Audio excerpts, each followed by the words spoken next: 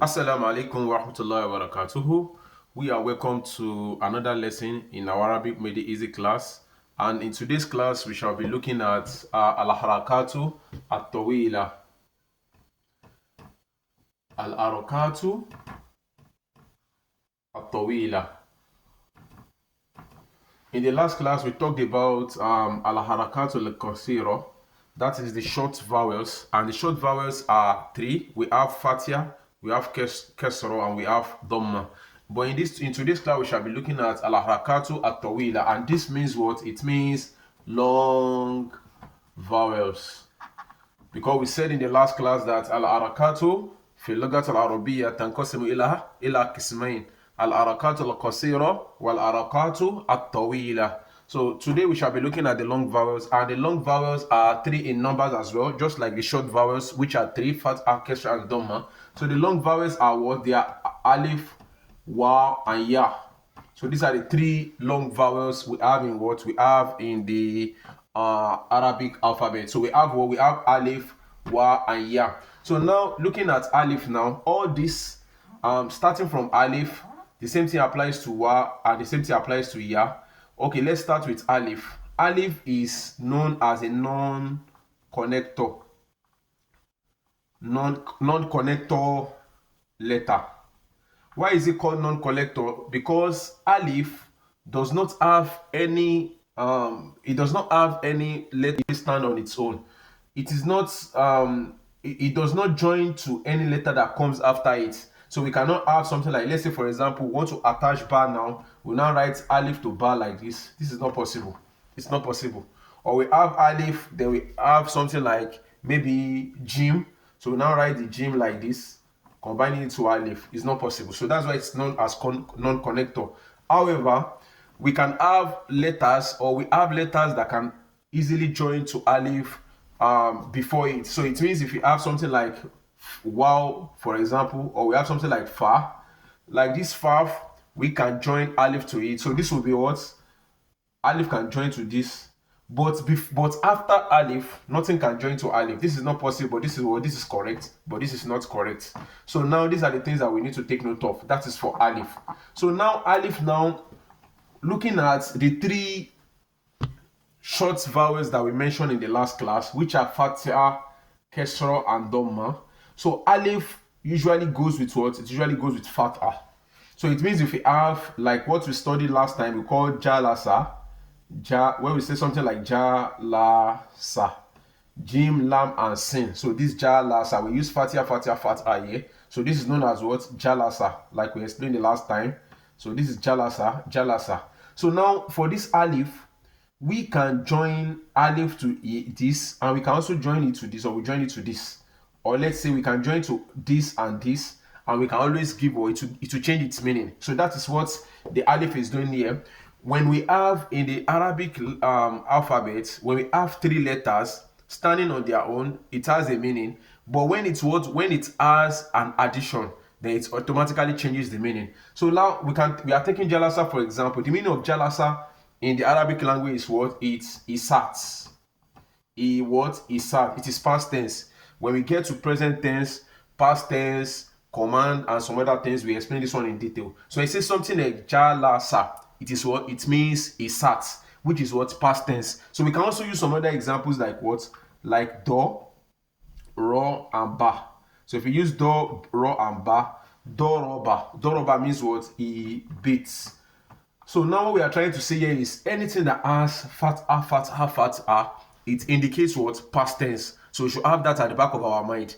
And it is talking about, it's describing the third person singular. So we have jalasa, isat. He is what? Is third person singular. So the same thing as doroba, he beats. Third person singular. We can also almost bring some other examples like what? Like kataba. This is what? Kataba. So this kataba, which means what? He wrote. So we are talking of third person singular. So I don't want to mix. I would have said we should talk about the feminine part of it, but I think we should restrict it here for now. So just for our level now. So kataba. So anything that has fatha, all true, then it means what? It means it is talking about something that has happened in the past, and it refers to what? It refers to third person singular, which is a male, which is masculine, not feminine. So now we are talking of this alif now. For us to use alif, let's say this is jalasa, we have jalasa here, and we want to what? We want to talk about, we want to put addition of alif there. So we can put alif here, and that will make it what? Ja. So jim can also be written like this. We have jim like this. We also have jim like this. So we attach the alif to it now. Like we said, alif is non-connector. It does not connect to anything that comes after it, but it could connect to anything that comes before it. So this jim now, we can add alif to it. So the when we say this one is ja, the work of this alif here is known as what? The alif here is called alif mud. So it is called mud. So it's like you are using it to what? You are using it to stretch the pronunciation. So this ja now, with the addition of this alif, it will not be ja again, it will not be ja. So it's like this ja now, we are adding maybe like additional 2a to it. Now we make it to ja. So the same thing applies to any other letter. If you have ba as well, this is ba, and with the addition of alif, it becomes what? Ba. So it's like we are just stretching like that. Ba. That's the work of the alif here. Any letter in the Arabic alphabet which has an addition of alif, it automatically changes the pronunciation to what? To elongation. So we have to elongate. So it will now be what? Ah, ba, or any other. We can even use something like tha. This is tha. So this tha now, if you put alif more, it will be what? Tha. That's the work he's doing. So with this now, we say jalasa means he sat. So if you put addition of alif, you put the addition of alif, and we say have the lam and the sin as they were, so it will not be jalasa. Jalasa. So jalasa will be what? He sat with him. The mean that it will change the meaning to what? Now this alif, with the addition of this alif now, it makes it to be what? To involve two persons. So jalasa will be what? He sat with him. He sat with him. So jalasa, jalastuhu, I sat with him. So, and the same thing applies if you decide to take this alif now, we remove it from jim and add it to sa. So it now become what? It will now be jalasa. Jalasa. The meaning of this will be what? They both sat. They both sat. So that is the meaning of this. So it means if the alif is at the beginning, there is a way to change the meaning. Then if it's at the end as well, it will definitely change the meaning as well. So that is the work of the alif, this long vowel, and it usually works with what? It works with fatha. So this alif now, the relationship it has with alif being a long vowel now, the relationship it has with the short vowel is that it works with one of the short vowels known as what? Fatha, with the one we studied the last class. So the next one is what? Is wa. So the next one is wa. And for this wa now, for us to talk about wa,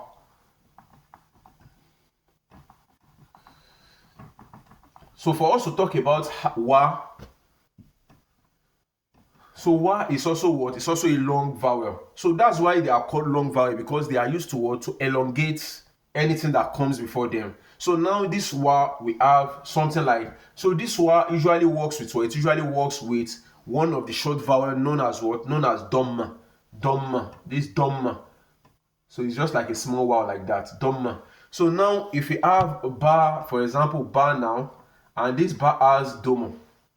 So with this domo now, if we attach this wa to it like this, and we put this on it, so this wa now is used to stretch this bu, because this one ba domo, this one is bu, from what we have learned earlier. So with the addition of this wa now, it will just elongate it. It will now become what? Boo, something like this. Boo.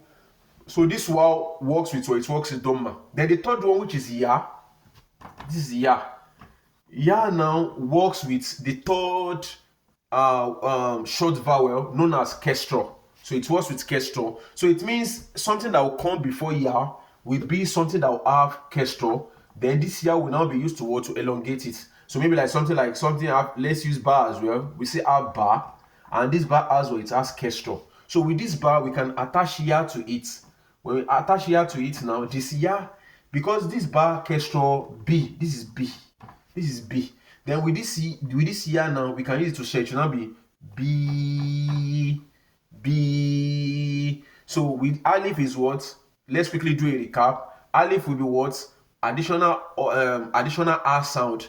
That will be A, Ba, Ja, Sha, and the likes. Then with Wa will be with what? With Dhamma. So that will be Boo, Ju, Ku. Then for Ya will be what? Kestrel. That will be D, G, me, and it continues like that.